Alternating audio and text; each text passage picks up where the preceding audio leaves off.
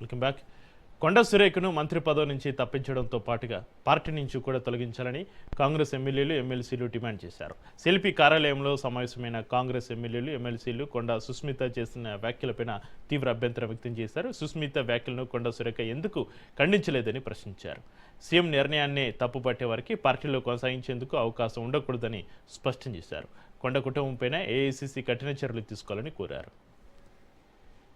అన్నప్పుడు నీ బిడ్డ మాట్లాడిన మాటల్ని ఎందుకు ఖండించలేదు? ఎందుకు నువ్వు క్యాబినెట్ మినిస్టర్గా, క్యాబినెట్ మంత్రిగా, ముఖ్యమంత్రితో కలెక్టర్గా పనిచేస్తున్నటువంటి వ్యక్తులుగా ఖండించవలసినటువంటి బాధ్యత నీ పైన ఉన్నదా లేదా అని చెప్పేసి ఈ సందర్భంగా మేము అడుగుతాం. పార్టీకి తలనొప్పి తెచ్చేటువంటి విధంగానే ఉంది, పార్టీకి నష్టదాయకంగానే ఉంది, పార్టీకి నష్టం కొని తెచ్చేటువంటి విధంగానే ఉన్నది. కాబట్టి ఈ భాష మాట్లాడుతున్న ఈ యాక్టివిటీ ఉన్నటువంటి వ్యక్తులపైన పార్టీ పిసిసి ప్రెసిడెంట్ గారు కానీ ఏఐసిసి కానీ కఠినమైనటువంటి నిర్ణయాలు తీసుకోవాలనేటువంటి ఒక ఆలోచనతో మేము ఈరోజు మాట్లాడటం జరిగింది.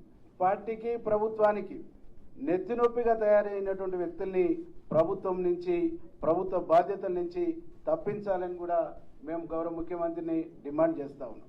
నలుగురిని గెలిపించినామంటారు. ఇటు సీఎంఏ ఏకంగా తుపాకి రాముడు కూడా మంచిగా మాట్లాడతారు. కొద్దిగా గొప్ప సీఎంనే మేము చేసినాం, పీసీసీనే మేము చేసినాం.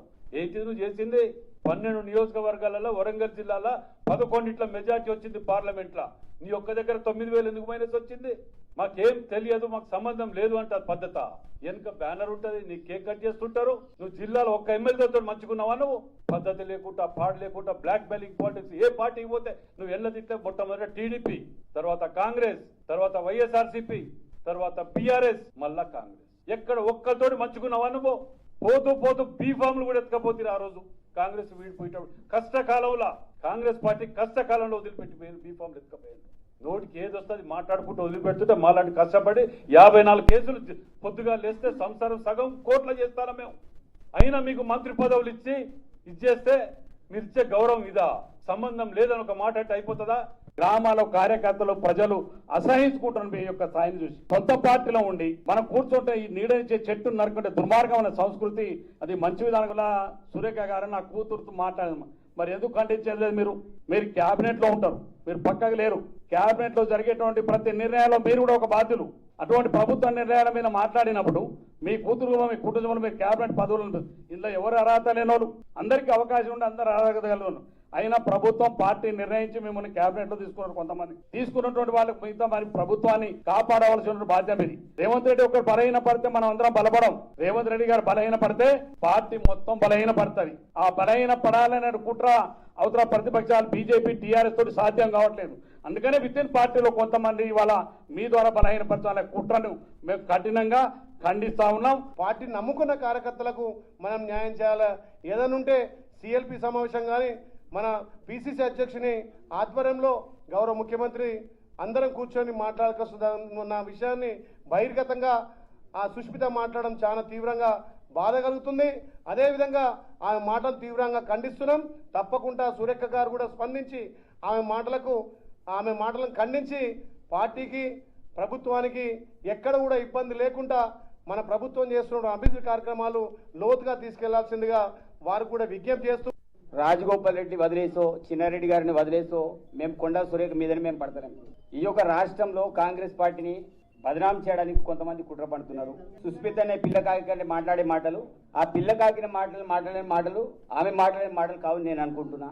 ఇదంతా కూడా కొండా సురేఖ గారే మాట్లాడిన మాటలే నేను అనుకుంటున్నా. చాలా స్పష్టంగా చెప్పదలుచుకుంటున్నాం. ఎందుకంటే ఇది మొదటిసారి మాట్లాడిన మాటలు కాదు. ఆ రోజుల్లో, ఈ రోజు పేపర్లో హెడ్లైన్లో పేపర్లు వచ్చింది, ఏదో రౌడీ సీడర్ పేరు ఏంటిది, మన హత్యాయత్నం కేసు ఈరోజు నమోదైంది వారి ఓఎస్డీ మీద. ఆ రోజుల్లో పోలీసులు అరెస్ట్ చేసే క్రమంలో ఆ రోజు ముఖ్యమంత్రి గారి మీద అనేక రకాల ఆరోపణలు చేసినారు. రెండవసారి దానికంటే ముందు సినిమా హీరోయిన్ల మీద ఆరోపణలు జరిగినాయి. ఇది మూడవసారి ప్రత్యేకించి సీఎం గారిని టార్గెట్ చేసుకుని, అదేవిధంగా కనీసం వయసుకు కూడా గౌరవించి కూడా మా ప్రకాష్ రెడ్డి ఎమ్మెల్యే గారి మీద ఇష్టారీతిన మాట్లాడి, అదే కాకుండా దమ్ముంటే రావాలి, ప్రచారం చేయాలి, ఎవరు గెలుస్తారో చూద్దామనే సవాల్ విసిరే సంస్కృతి. ఇలా కార్యకర్తలు ఏమైపోతున్నారు? మీకు పనులు చేసిన కార్యకర్తలు ఏమవుతున్నారు? మున్గోడైనకైనా, సురేఖకైనా, ఇంకో చిన్నారెడ్డికైనా ఎంతమంది కాంగ్రెస్ కార్యకర్తలు పనిచేస్తే మీరు ఈ స్థాయికి వచ్చారు? మచ్చ లేకుండా ఈ రాజకీయాలలో మేము సమాజానికి కాంగ్రెస్ పార్టీ ప్రతిష్టను, రాష్ట్ర ముఖ్యమంత్రి ప్రతిష్టను ఎవరైనా దిగజార్చే ప్రయత్నం చేస్తే మేము క్షమించం గాక క్షమించం.